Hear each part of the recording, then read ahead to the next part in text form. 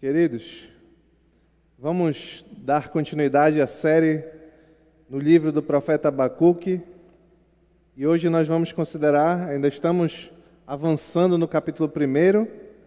Queria pedir que os irmãos abrissem a palavra do Senhor no livro do profeta Abacuque, capítulo 1. Hoje vamos considerar os versículos 12 e 13 do capítulo 1. Abacuque, capítulo 1, versículos 12 e 13. Recentemente, eu li um livro chamado Crime e Castigo, de um escritor russo chamado Fyodor Dostoiévski. E a trama desse livro é interessante. Ela gira em torno de um personagem chamado Rodion, e agora o nome é difícil, até para ler é difícil. Raskolnikov, imagino eu, mas é Rodion, gira em torno do tal desse Rodion. E esse Rodion é um jovem muito interessante, porque ele é um ex-estudante que largou a faculdade de Direito, e ele vivia na Rússia, em São Petersburgo, né? Uma cidade grande na Rússia, e ele se considerava muito inteligente, e muitas pessoas também consideravam ele muito inteligente. Só que cada vez mais a situação dele foi se tornando mais miserável. Ele mais pobre, mais desgraçado. Ele dormia num quarto alugado, morava num quarto alugado, que só tinha um divã, então ele não dormia nem numa cama. Ele dormia num divã, quem sabe é aquela de psicólogo, que tem um sofá com um encostozinho. E ele usava as roupas dele velha como travesseiro. Então ele vivia numa desgraça total. Em razão dessa desgraça que ele vivia e da depressão que ele vivia, ele achou que ele poderia matar uma senhora agiota, que emprestava dinheiro, que já tinha emprestado dinheiro para ele algumas vezes. E ele resolveu matar ela a machadadas. Mas de onde ele tirou essa brilhante ideia de matar a senhora a machadadas? Enquanto ainda na faculdade, ele escreveu um artigo. E esse artigo, o entendimento dele é que existia dois tipos de pessoas. As pessoas ordinárias e as pessoas extraordinárias. Essas pessoas ordinárias deviam viver em obediência à lei. Não tinham direito de transgredir a lei. Eram ordinárias, a lei era para essas pessoas, a lei. Só que as pessoas extraordinárias, ele sempre usava o exemplo do imperador Napoleão no livro, essas pessoas não. A lei não é para essas pessoas.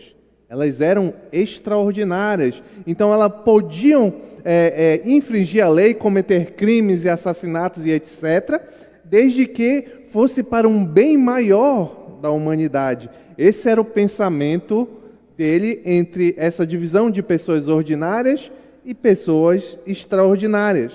O grande problema é que quando ele decidiu matar a senhora a machadadas e matou, ele achava que ele era uma pessoa extraordinária. Só que o livro inteiro vai contando como ele não era uma pessoa extraordinária. E a partir daí ele passou a ser atormentado por esse crime que ele cometeu.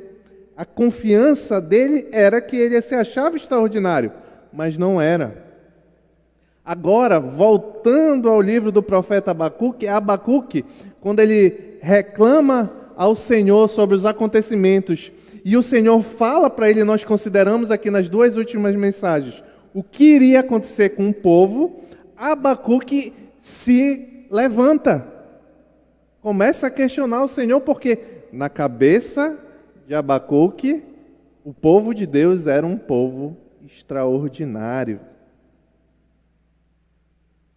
Só que o que nós vamos considerar hoje é que apesar de ser ou não ser extraordinário, a justiça de Deus sempre se faz. No livro, que é uma ficção, foi feita, ele foi preso, etc. Dei spoiler, mas tem muita coisa no livro. Mas com o povo de Deus não foi diferente, por mais extraordinário que fosse. E é isso que nós vamos considerar hoje. A resposta do profeta Abacuque ao castigo prometido por Deus. Está lá em Abacuque, capítulo 1, versículos 12 e 13. Vou ler a palavra do Senhor. Senhor, Tu não és desde a eternidade, meu Deus, meu santo, Tu não morrerás. E aí, aqui eu quero fazer um parênteses. Em outras versões, parece que muda um pouco o sentido, tá? Não morreremos. Mas depois, na explicação, nós vamos voltar a esse assunto. Então, vou ler de novo. Senhor, Tu não és desde a eternidade, meu Deus, meu santo. Tu não morrerás, Senhor. Tu designaste essa nação para executar juízo, ó rocha. Determinaste que ela aplicasse castigo. Teus olhos são tão puros que não suportam ver o mal. Não podes tolerar a maldade. Então por que toleras os perversos? Por que fica calado enquanto os ímpios devoram os que são mais justos do que eles? Oremos. Pai querido, obrigado, Senhor, por essa palavra. E por meio dela, a Tua igreja seja edificada nessa noite para o louvor da Tua glória. Em nome de Jesus, amém. O profeta Abacuque iniciou, para quem tem acompanhado lembra, para quem é uma breve introdução. O profeta Abacuque iniciou essa carta questionando a Deus, porque o povo vivia em muito pecado em Judá, e aí pecado de violência, imoralidade, etc. E ele já orava por isso há algum tempo, e ele narra no livro a oração dele perguntando a Deus até quando isso ia durar. Quando nós consideramos os versículos 5 a 11, as duas mensagens anteriores a essa neste livro, Deus respondeu até quando. Respondeu qual era o castigo que viria, o terrível castigo que viria sobre Judá. E esse castigo era personificado na nação babilônica, por meio do qual viria o juízo de Deus, e essa nação seria cruel. Deus dá todas essas características dessa nação que vem castigar Judá. É cruel, uma nação cruel, impetuosa, apavorante, temível, rápida, violenta, imparável e sedenta por violência. Repetir aqui, né? Hoje nós vamos considerar neste diálogo, porque eu já falei aqui que esse início do livro do profeta Abacuque é um diálogo entre o profeta e Deus. Nós vamos considerar a resposta, então, agora do profeta Abacuque para o castigo prometido e o castigo anunciado por Deus. E o primeiro ponto eu chamei de reagindo ao eterno. Nós vamos ver a reação do profeta ao eterno. Está lá no versículo 12. Diz assim, vou ler novamente, só que agora eu vou ler na versão revista e atualizada, porque eu acho que a tradução explica melhor. Diz assim, não és tu desde a eternidade, ó Senhor, meu Deus, ó meu santo, não morreremos, ó Senhor, para executar juízo pusestes aquele povo, tu, ó rocha, o fundastes para servir de disciplina.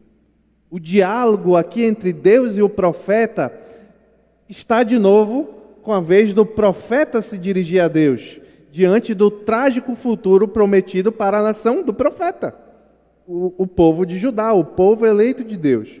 Abacuque acabara de ouvir aqui as duras providências que viriam sobre aquele povo. E antes, olha a mudança na condição do profeta Abacuque. Antes, ele estava preocupado com o povo. O problema do profeta Abacuque no início era o que estava acontecendo ali no povo. Então ele dizia, até quando, Senhor, vou aguentar isso? Mas agora mudou um pouco, porque o castigo do Senhor foi severo. Aquilo que o Senhor vai trazer ao povo era terrível.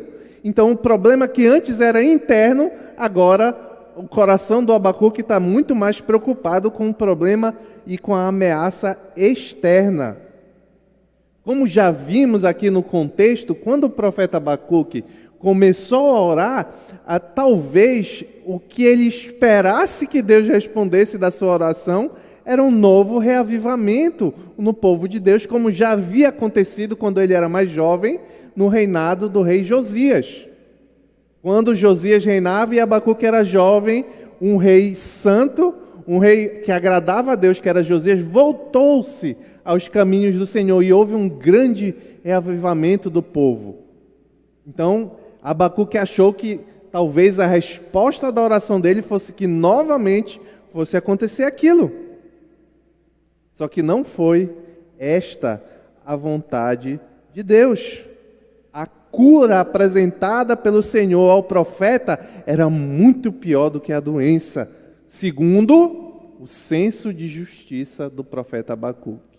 E aqui é um detalhe importante. Quando o profeta Abacuque passa a questionar Deus, ele está partindo de um senso de justiça próprio, do que ele acha que é justo e do que ele não acha que seja justo. Fazer com que a Babilônia viesse e destruísse o povo de Judá, para Abacuque não era justo. James Boyce, ele ilustra, comentando esse texto, esse questionamento, ele ilustra, trazendo para uma realidade mais próxima da nossa, imaginando que na década de 80 fosse revelado a um pregador que, diante da imoralidade da igreja, e no contexto dele aqui na igreja dos Estados Unidos, fosse levantado como resposta de Deus um povo comunista para aplicar castigo sobre a igreja. Mais ou menos, seria assustador demais, e é mais ou menos o que Abacuque está passando aqui. Ele está vendo que Deus levantou um povo imoral, terrível, os babilônios, para vir assolar o povo de Deus. Então, a sua perplexidade é natural de um ser humano, e o questionamento por trás será que o que o Senhor está fazendo é justo? Será que esse castigo que ele disse que vai fazer é justo? Observe do texto que o profeta não está se rebelando contra Deus. Ele está questionando, perplexo, mas nunca se rebelando. E nós podemos perceber isso do texto porque tem elementos de fé misturados com como Abacuque questiona Deus. Isso fica claro logo no primeiro questionamento, que ele faz questão de exaltar o atributo de Deus, da eternidade. Ele não passa a desconsiderar Deus em sabedoria e nada disso. Ele, pelo contrário, ele exalta Deus como eterno. Ele diz: não és tu, desde a eternidade, ó Senhor meu Deus, ó meu santo. Dois atributos aí, eternidade e santidade de Deus. Então Abacuque em nenhum momento para de crer em Deus ou para de desconfiar da pessoa de Deus, mas na verdade ele não entende os planos e pelo senso de justiça próprio, aquilo não é justo. Só que essa pergunta que eu acabei de ler, que o profeta Abacuque faz no início do verso 12, é uma pergunta retórica. A resposta é que sim, que Deus é santo e eterno. E é interessante ver como o entendimento de eternidade do profeta Abacuque é muito diferente do entendimento quando nós dizemos que Deus é eterno hoje em dia. Quando nós pensamos, e eu muitas vezes me peguei refletindo sobre esse atributo, quando nós pensamos na eternidade de Deus, nós estamos ali no mundo das ideias, pensando em algo que é até, e de fato a eternidade é impossível de ser alcançado pelo nosso raciocínio, mas a gente está tentando, né? A gente fica pensando, não tem princípio, nem fim. Só que essa definição de eternidade que é verdadeira não é a aplicação que Abacuque faz do atributo da eternidade de Deus. Quando ele traz ao pensamento dele a eternidade de Deus, ele está pensando no cumprimento dos planos de Deus. Porque Abacuque sabe e corretamente entende que o fato de Deus ser desde o princípio até o fim, ser Deus e Senhor, como ele diz aí na parte do verso 12 que nós acabamos de ler, que os planos desse Deus eterno serão cumpridos. Então ele traz à memória a eternidade de Deus para, na prática, dizer: não, eu sei que os planos de Deus serão cumpridos. E que plano específico aqui o profeta Abacuque tinha em mente ao trazer à memória, ao perguntar a Deus, trazendo à memória a eternidade do próprio Deus. É interessante que parece que o profeta acha que Deus esquece de alguma coisa, inclusive da sua própria eternidade. Porque ele diz assim: não és tu Deus de eternidade, ó Deus santo? Eu estou parafraseando. É claro que é. E Abacuque traz isso porque ele tinha em mente a eleição do povo de Deus, a eleição de Judá. O que isso tem a ver, André? Tem a ver que conforme o entendimento revelado pelo próprio Deus, Deus separou um povo para cumprir seus planos. O Deus eterno que cumpre todos os seus planos tinha o povo, e o povo eleito dele era o povo de Judá. Como agora esse povo seria destruído? Esse é o questionamento específico que vem à mente do profeta Abacuque. Como um Deus eterno que cumpre todos os seus planos elegeu um povo e agora esse povo seria destruído. É claro que vem à mente, certamente veio à mente do profeta Abacuque a promessa feita, dentre tantas, mas também a promessa feita a Abraão. Gênesis capítulo 12, versículo 3. Promessa para o povo de Deus desde Abraão: abençoarei os que abençoarem, e amaldiçoarei os que o amaldiçoarem, e por meio de vocês todos os povos da terra serão abençoados. Todos os povos da terra serão abençoados. Então, esse aqui é apenas um exemplo do que veio à mente do profeta Abacuque, das promessas de Deus para o seu povo. Aqui, hoje, nós sabemos que por meio de vocês, todos os povos da terra serão abençoados, está apontando para Jesus Cristo, aquele pelo qual os povos de toda a terra são abençoados. Pessoas em todos os cantos da terra são abençoados pelo nome de Jesus. Nós sabemos disso, mas para Abacuque era difícil entender. Ele ainda tinha uma visão territorial, populacional e nacional das promessas de Deus. Então ele achava que o cumprimento seria por aquela nação, o povo de Judá, o cumprimento dessa promessa e de outras, que seria por meio da nação. Não enxergava ainda que se tratava do Messias prometido. Porém, mesmo questionando, o profeta Abacuque ratifica mais uma vez a sua fé.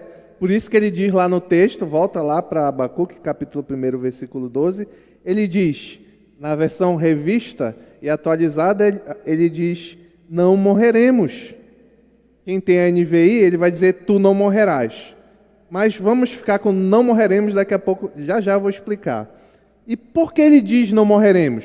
Porque mesmo, olha a fé dele, ele estava, imagino eu, um pouco desesperado com o que Deus acabara de dizer, e aí o povo vem, os caldeus já estão vindo ao que Deus diz, em direção ao povo de Judá para assolar aquele povo, mas mesmo assim, ele lembra das promessas, ele lembra da eternidade de Deus, da santidade de Deus, e depois ele diz: não morreremos. Ele liga as promessas do Deus eterno à aliança de Deus com seu povo.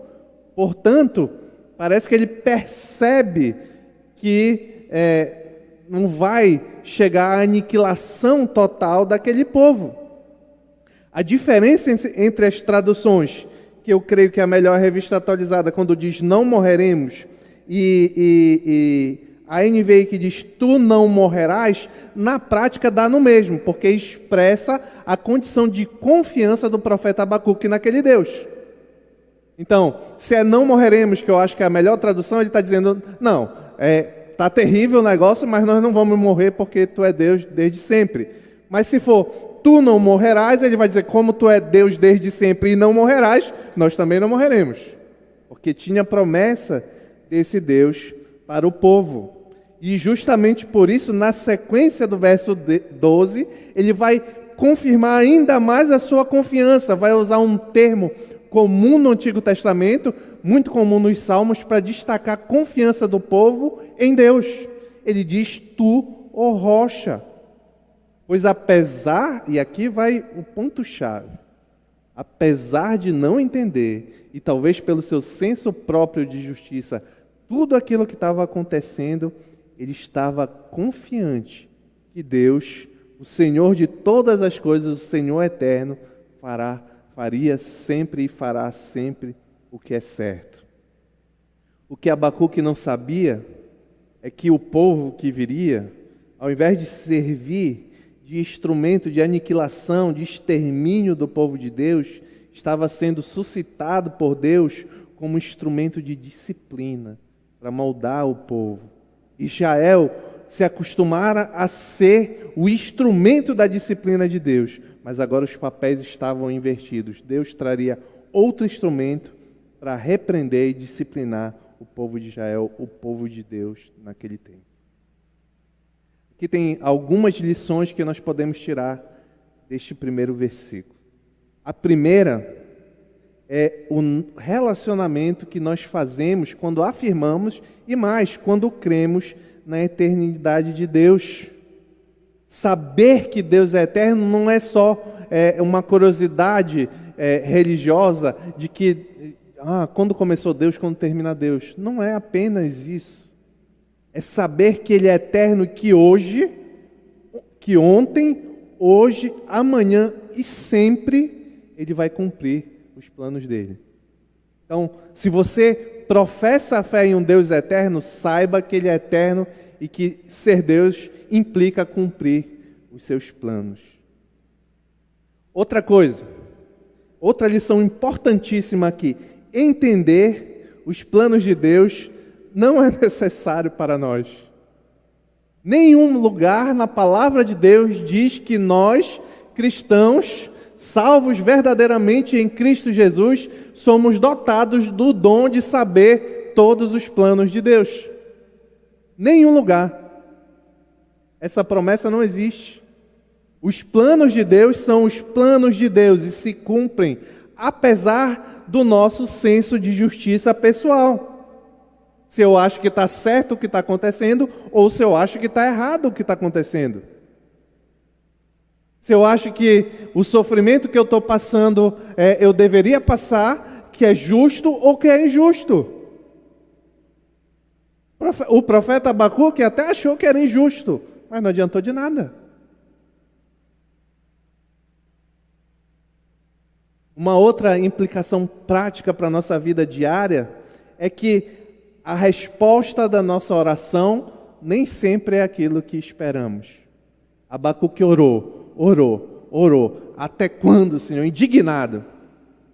Quando chegou a resposta, o que foi que ele ficou cheio de terror? Porque ele achava que a resposta era uma, mas a resposta do Senhor era outra.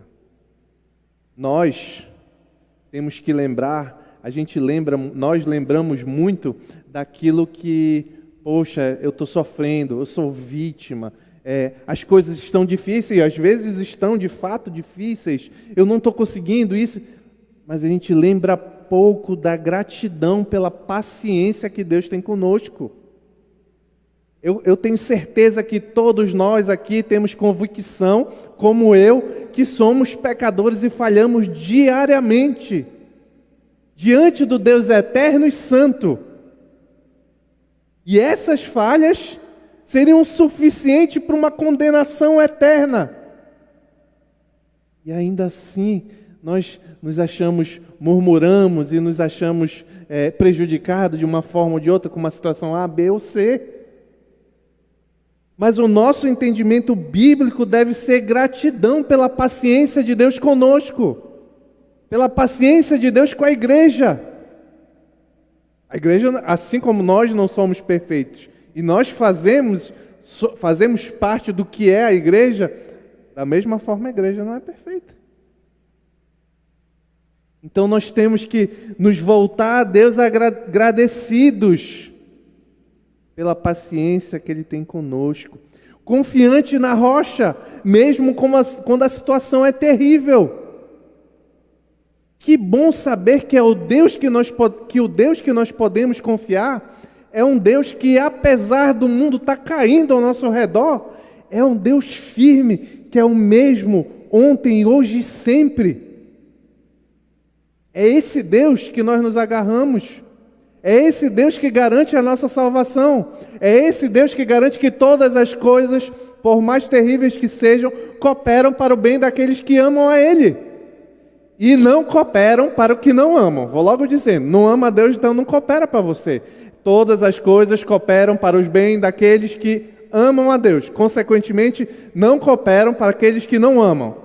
Então, se você ainda não ama a Deus, então muita desgraça que acontece na sua vida, pode ser porque é só para acontecer desgraça mesmo. Tá? Mas se você ama a Deus, todas as dificuldades que você passa, assim como todas as dificuldades que aquele povo de Judá ia passar, é para o louvor da glória de Deus e para que você seja moldado, para que eu seja moldado. Por fim, uma aplicação interessante aqui desse texto é que ser religioso nem sempre nos faz conhecedor dos planos de Deus. Abacuque era um profeta, de fato um profeta, que revelava a mensagem vinda direto de Deus. Ele era um sacerdote, um homem conhecedor, mas não conseguiu compreender os planos de Deus para aquele contexto. Então não é o fato de você ler a palavra ou pelo fato de orar, por mais santo que você se empenhe em ser, que lhe dá autoridade de saber o que Deus vai fazer e como Deus vai fazer. Você pode ter uma ideia pela Escritura. Deus revela os planos dele na Escritura. Mas tem coisas que nós não somos capazes de saber por que está acontecendo isso agora, por que está acontecendo aquilo agora e tal. Então isso é interessante. Aí me vem à mente alguns falsos profetas aí que existem, que decretam as coisas em nome do Senhor, ou que o Senhor me disse isso. O que o Senhor diz está aqui, ó. E Ele confirma no seu coração por meio do Espírito Santo. Quando você busca o Senhor, você pede, mas eu decreto que vai ser assim. Se Abacuque fosse decretar, dizer, eu decreto que vai vir um rei aqui e vai ter um reavivamento. Mas os planos de Deus não eram assim. Assim como na nossa vida a gente pode achar que vai ser de uma forma e ser de outra. O segundo ponto da reação do profeta Abacuque, eu chamei a reação ao santo, que está lá no verso 13. Diz assim, Abacuque, capítulo 1, versículo 13. Voltei para a NVI agora. Teus olhos são tão puros que não suportam ver o mal. Não podes tolerar a maldade. Então por que toleras os perversos? Por que ficas calado enquanto os ímpios devoram os que são mais justos que eles? Neste verso, Abacuque, mesmo tendo acabado, como nós vimos, de fundamentar sua confiança no Deus eterno, que cumpre todos os seus planos, apresenta qual é o problema para ele de entender naqueles planos que Deus acabava de revelar. O problema em si para Abacuque não é do castigo que viria sobre o povo. Não. É o meio pelo qual Deus iria castigar o povo.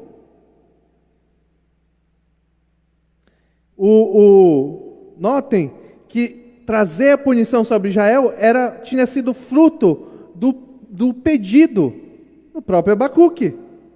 Só que Deus usar caldeus, babilônios, que é a mesma coisa, um povo depravado, imoral, para executar esse juízo contra o povo eleito, isso ficou demais para o profeta Abacuque.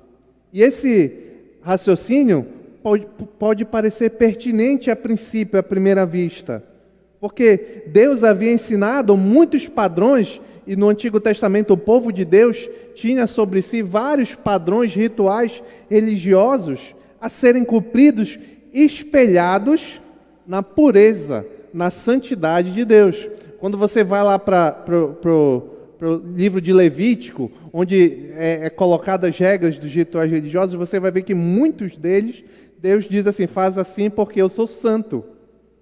Porque o cumprimento daqueles rituais de pureza era em razão da santidade de Deus. É por isso que somente o ouro mais puro podia ser usado no tabernáculo. Êxodo, capítulo 25, versículos 11 e seguintes. Os sacerdotes tinham que estar vestidos de vestimentas puras quando fossem se aproximar do templo. Êxodo 25, capítulo 2 e seguintes. Agora, qual seria então o valor dessa chamada pureza nos rituais, se agora Deus toleraria um povo imoral para trazer castigo contra o seu próprio povo? Abacuque começa a questionar então novamente Deus, só que ele lança a mão de outro atributo de Deus para demonstrar que questiona em confiança. Ele diz: teus olhos são tão puros que não suportam ver o mal. Não podes tolerar a maldade. Qual é o atributo aqui que Abacuque está destacando? A santidade de Deus, o ser santo, o ser separado do pecado. Obviamente, Deus, em algum sentido, vê o mal. Sua onisciência se estende a todos os assuntos concernentes à criação. Deus vê o mal, mas não é nesse sentido de conhecer que existe o mal que o profeta Abacuque fala, mas é no sentido de Deus tolerar, desculpar o mal, não fazer justiça contra o mal, não fazer justiça contra o pecado. É impossível para Deus ver a perversidade, porque nesse sentido que eu acabei de explicar, porque se contrapõe à própria essência do que Ele é. Parênteses aqui para entendermos os atributos de Deus. Os atributos de Deus, tem vários na Escritura, e nós consideramos 2 hoje aqui, eternidade e agora santidade. É aquilo que faz parte do que Deus é.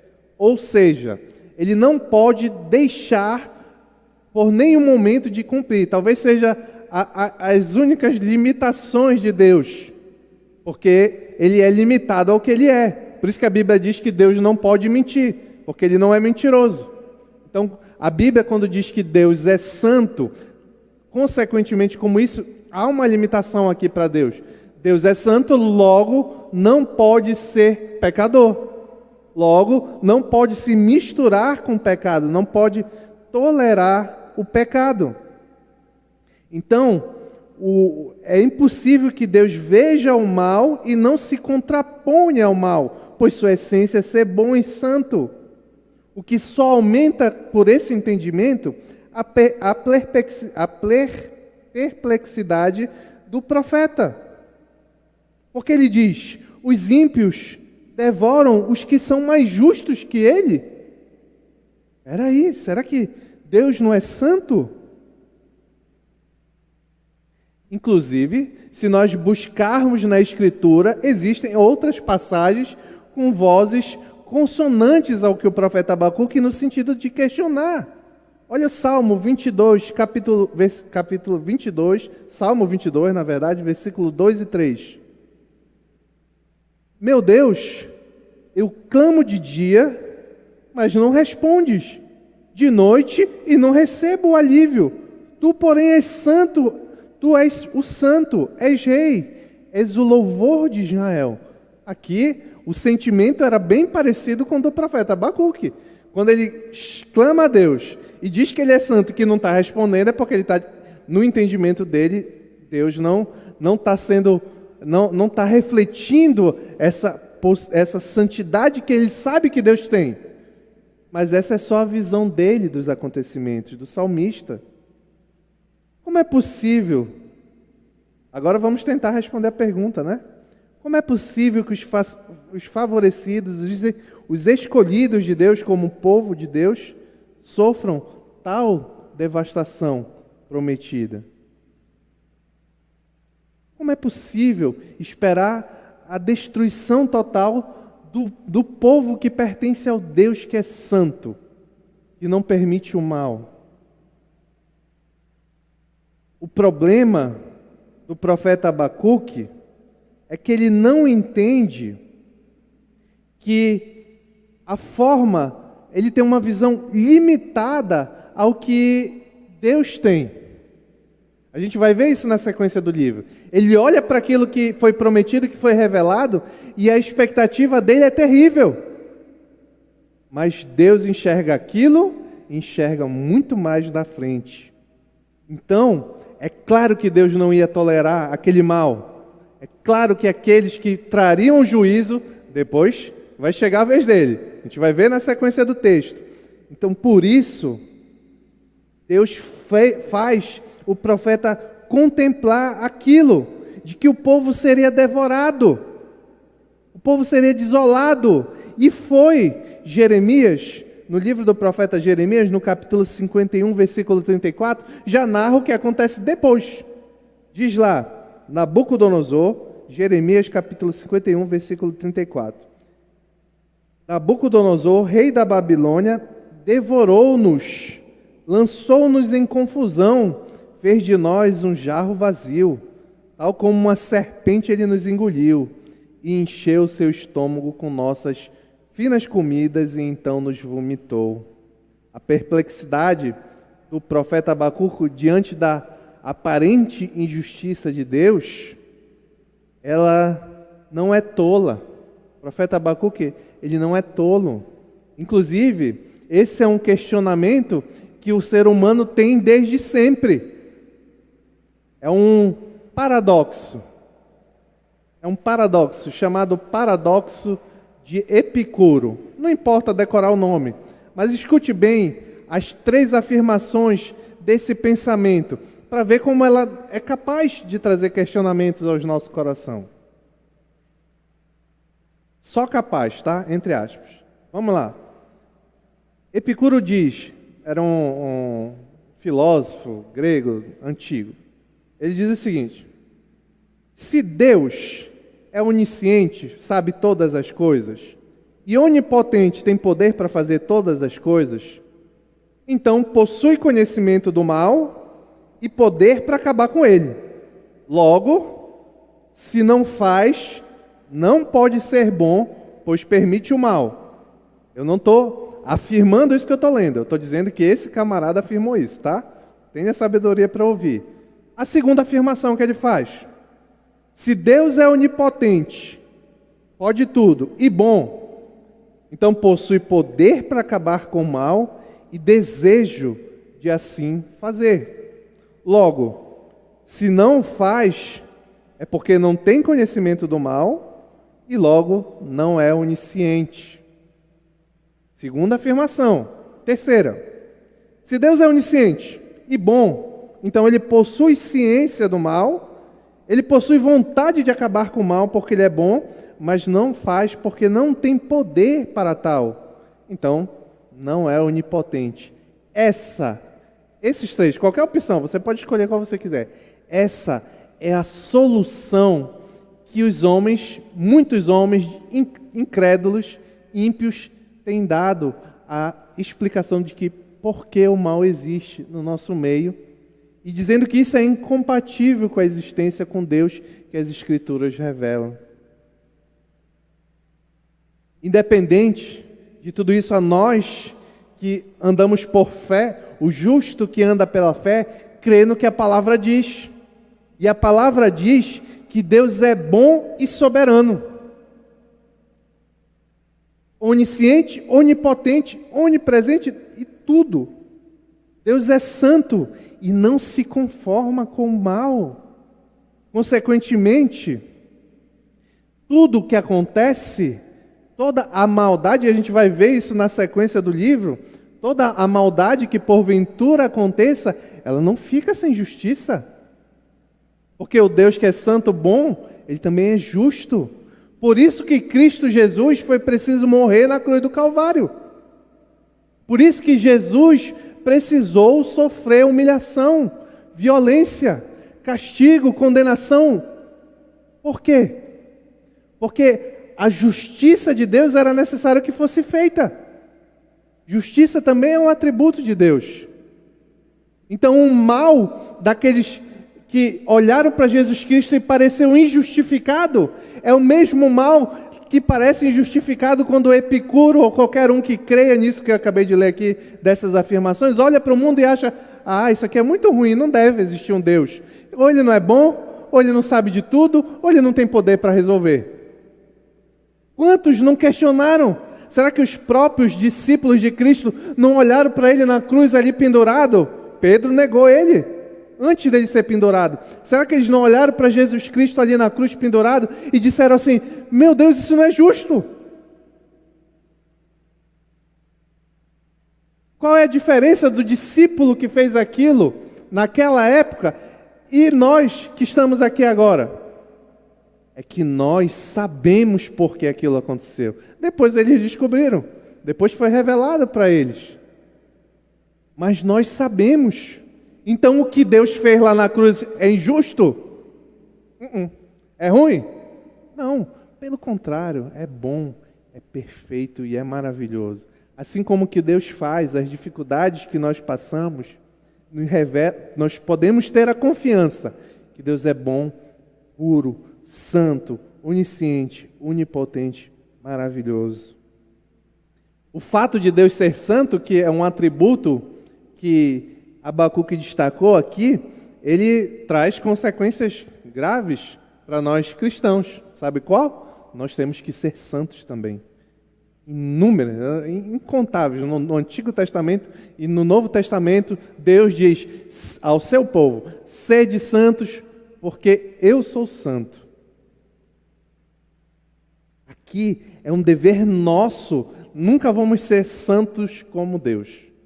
Mas ainda assim é um mandamento dele. Nós temos que lutar contra o pecado. Não pode haver conformação com o pecado. Você pode até pecar como eu peco, como você peca, como nós pecamos. Mas você não pode jamais se conformar com o pecado. No dia que nós nos conformamos com os nossos pecados, é o dia que talvez tenha sido revelado que nós não somos crentes. Que talvez nós não façamos parte da igreja e do povo de Deus. Quando o crente se abraça com o pecado, talvez ele não seja verdadeiro um crente. Porque o crente quer ser como o Deus que lhe salvou, santo. Olha a incoerência lógica aqui. Cristo morreu para nos perdoar dos nossos pecados, para pagar o preço pelos nossos pecados, os para trás e os para frente. E agora nós vamos nos abraçar com Ele? Beleza, Cristo morreu, então eu vou me abraçar com o meu pecado. Faz sentido? É banalizar o sacrifício de Cristo Jesus? É difícil ser santo, para nós que somos fracos e pecadores, mas nós devemos persistir, perseverar.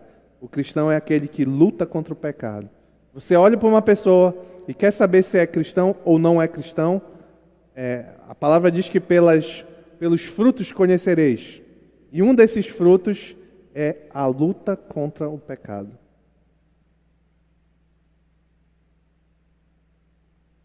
Eu já antecipei mais ou menos aqui, mas uma outra aplicação é que a visão do homem e a visão de Deus é muito diferente. É como um adulto que está planejando,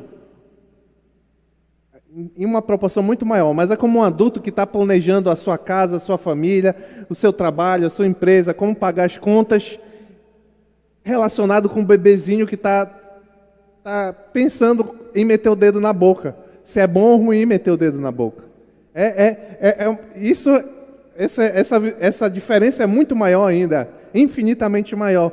Mas essa é a diferença entre a visão que Deus tem das coisas e a visão que nós temos. Isso tem implicações. Eu não posso estar murmurando e questionando a Deus,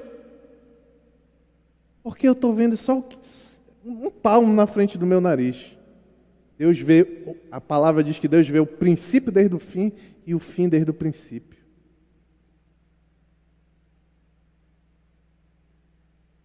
Por fim, caminhando para a conclusão, é como nós enxergamos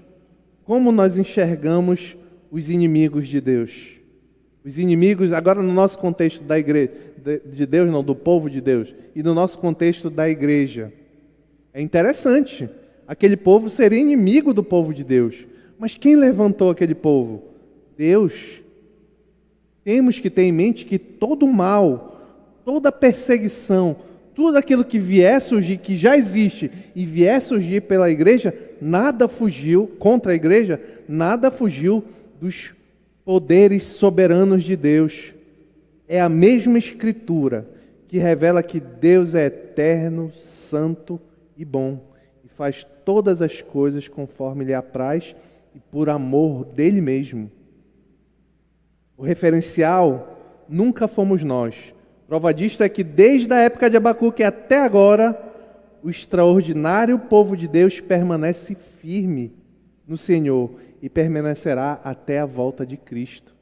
É por isso que, aconteça o que acontecer, sempre Deus sustenta o seu remanescente, como sustentou em Judá, sustentou na perseguição no primeiro século da igreja, e assim vai sempre sustentar enquanto Cristo não voltar. Sempre terá uma igreja sustentada, um povo para ele chamar de seu. Logo, tudo que Deus faz é bom para quem crê. Você crê no Evangelho de Cristo Jesus? Você crê que Ele entregou a vida dele para que você fizesse parte de um povo que teve os pecados perdoados? Que se arrepende desses mesmos pecados e que vive para a glória de Deus? Se não faz isso, meu irmão, faça. Ainda há tempo, mas já haverá um dia que não haverá mais tempo. Em nome de Jesus, amém.